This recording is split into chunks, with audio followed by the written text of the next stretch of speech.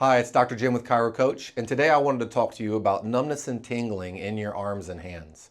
I've had two patients today that walk in with an occasional numbness and tingling that seems to be getting worse in this colder time of year. You have muscles along the side of your neck called the scalenes. These muscles help our neck to turn and to rotate. We're seeing a lot of patients on our daily basis is dropping their head out in front, turning their 8-pound head into a 30-pound head, into a 50-pound head.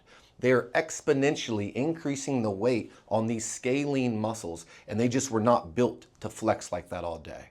The nervous system that goes in between these scalenes is called the brachial plexus. It's kind of like how my hand is.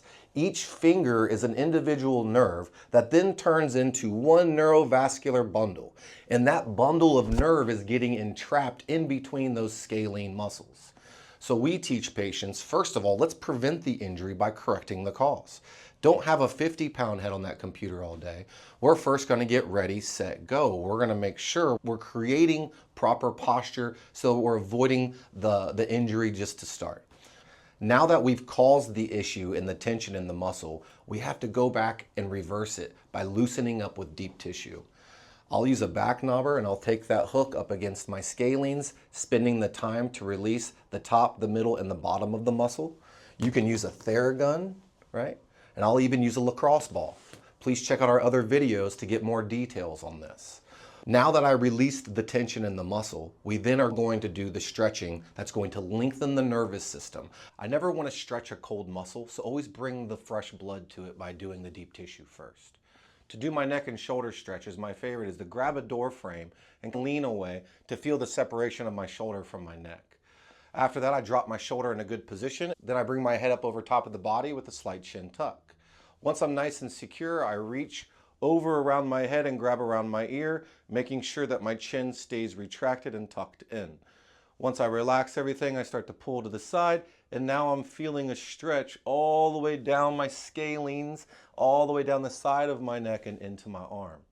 After about 30 seconds to a minute, I'm then going to drop my head down, and now I feel it behind my neck. Once again, getting my shoulders in a good posture, drop my head down, and then I'm pulling slightly down like I'm angling it in this position. Now I feel it all the way behind my neck, and I'm loosening up the base of my skull. Next is going to be your pec stretch. Get my arm in the door frame, lean forward, my elbow is at a 90-degree angle, drop my shoulders down, tuck my chin, lean into it. You'll feel your pec stretch all the way through it. After that, I put my palm flat, drop my shoulders down, I'll squat and lean up. I'll feel my pec minor a little bit more in that position.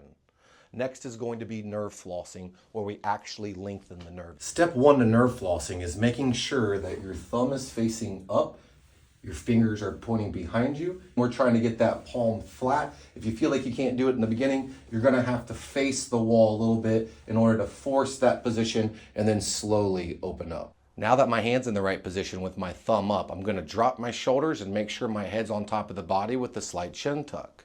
After that, I reach and grab around my ear, keeping my face up, and I'm gonna pull with slightly opening up my chest. I'm gonna feel a stretch from my neck all the way into my pec, into my arm and palm.